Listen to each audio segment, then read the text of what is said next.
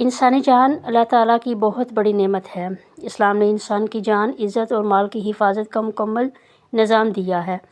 اسی لیے قرآن پاک میں جہاں عبادات کا ذکر ہے وہاں انسانی حقوق کا بھی بار بار ذکر کیا گیا ہے۔ آج ہم ایسی آیات پڑھنے جا رہے ہیں جو ہمیں بتاتی ہیں کہ ایک مومن کی جان کتنی قیمتی ہے، غلطی سے قتل ہو جائے تو کیا حکم ہے، اور جان بوجھ کر قتل کرنے والے کے لیے کتنی سخت وعید ہے۔ آپ دیکھ رہے ہیں ترجمہ تفسیر چینل۔ السلام علیکم ورحمۃ اللہ وبرکاتہ۔ سامعین کرام، آج کا سبق ہمارا سورہ النساء کی آیت نمبر 92 اور 93 ہے، جس کے ترجمہ اور اس کی تفسیر کو سمجھیں گے۔ آئیے چلتے ہیں سبق کی طرف۔ اعوذ باللہ من الشیطان الرجیم، بسم اللہ الرحمن الرحیم۔ وما کان لمؤمن ان یقتل وما کان لمؤمن ان یقتل مؤمنا، اور کسی مومن کے لیے جائز نہیں کہ وہ کسی مومن کو قتل کرے، الا خطأ، مگر غلطی سے۔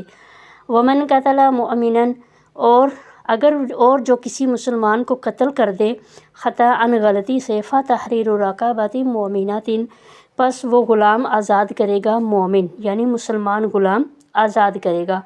ودیۃ مسلمۃ الی اہلہ، اور مقتول کے وارثوں کو خون بہا بھی دینا ہوگا۔ ودیۃ مسلمۃ، اور دینا ہوگا خون بہا، الی اہلہ، اس کے گھر والوں کو، الا ان یصدقوا، مگر یہ کہ وہ معاف کر دے۔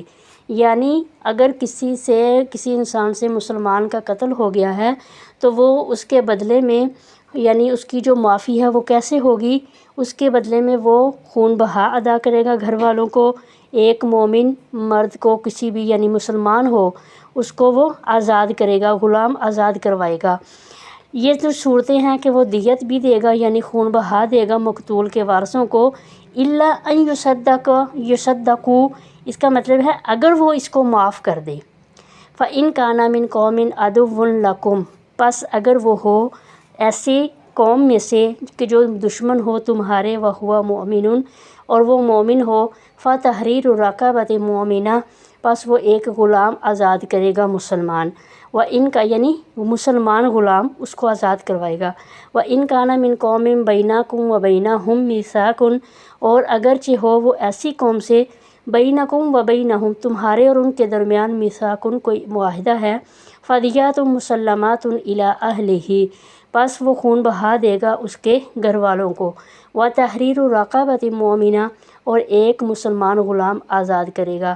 فمن لم یجد، پس اگر وہ نہ پائے، فصیام شہرین، یعنی وہ غلام نہیں پاتا، اس کے پاس اتنی استطاعت نہیں ہے، تو پھر اس کا اصول کیا بتا دیا، فصیام شہرین متتابعین، پس وہ 2 مہینے لگاتار روزے رکھے، توبۃ من اللہ، یہ اللہ کی طرف سے توبہ ہے، یعنی اللہ کے لیے، اللہ سے توبہ کے لیے، اللہ سے توبہ کے لیے۔ وکان اللہ، یعنی کیا اللہ سے توبہ کے لیے؟ اللہ سے توبہ کرے گا، استغفار کرے تو اس کے لیے اسے کیا کرنا ہوگا؟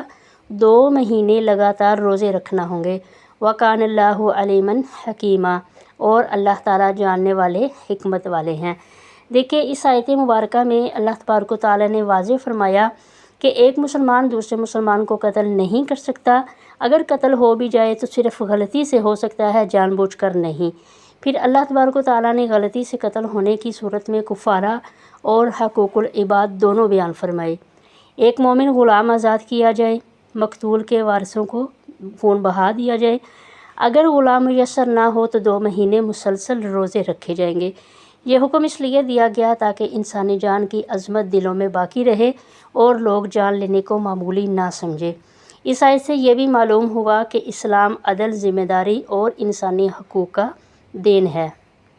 ومن یقتل مؤمنا، اور جو کوئی کسی مومن کو قتل کر دے متعمدا، جان بوجھ کر، فجزاؤہ جہنم، پس اس کی سزا جہنم ہے، خالدا فیہا، ہمیشہ اس میں رہے گا، وغضب اللہ علیہ، اور اس پر اللہ کا غضب ہے، ولعنہ، اور اس کی لعنت ہے، وأعد لہ عذابا عظیما، اور تیار کر رکھا ہے اس کے لیے بہت بڑا عذاب۔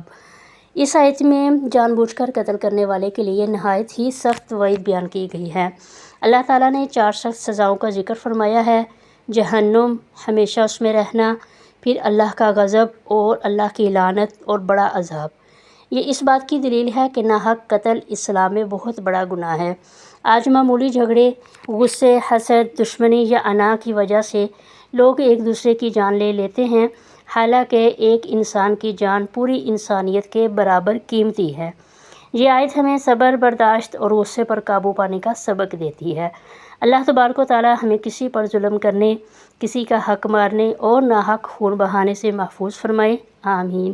اگر آپ کو یہ ویڈیو پسند آئی ہو اور ویڈیو کو لائک ضرور کریں، شیئر کریں اور چینل ترجمہ تفسیر کو سبسکرائب لازمی کریں۔